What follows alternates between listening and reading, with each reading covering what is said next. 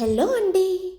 రోజు పప్పు, కూర, పచ్చడి, పెరుగు లాంటివి తినాలంటే పిల్లలకే కాదు పెద్దలకి విసిగే. అలాగని బిర్యానీ, పలావ్ చేయాలన్న పనే కాబట్టి ఇలాంటి రైసులు ప్రయత్నించండి. అప్పటికప్పుడు వేడి వేడిగా చాలా బాగుంటాయి. దీనికోసం ముందుగా ఒక గ్లాస్ బియ్యం తీసేసుకొని కడిగి నానబెట్టేసుకొని పక్కన పెట్టేసుకోండి. ఆ తర్వాత ఒక 4 వెల్లుల్లి రెబ్బలు, ఒక కప్పు కొబ్బరి ముక్కలు, 4 పచ్చిమిర్చి, అలాగే పుదీనా, సాల్ట్ యాడ్ చేసేసుకొని దీన్ని ఫైన్ పేస్ట్గా రుబ్బి పక్కన పెట్టేసుకోండి. మనం రైస్ నానబెట్టించాం కదా, దాన్ని కుక్ చేసేసుకోవాలి రైస్ని. ఇప్పుడు ఒక ప్యాన్ తీసేసుకొని అందులో 2-3 టేబుల్ స్పూన్ నెయ్యి యాడ్ చేసేసాను నేను.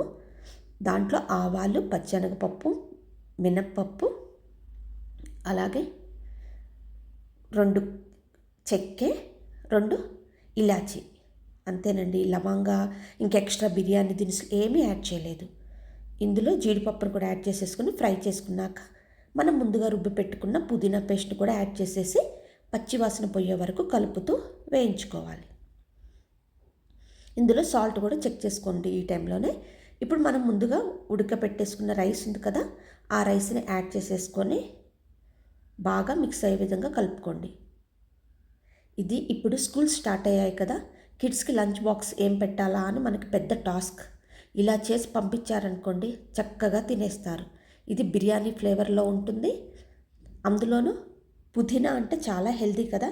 వాళ్ళు పచ్చడిలాగానో ఇంకోలాగా చేస్తే ఆకుల్ని తీసి పడేసి తినరు సరిగా.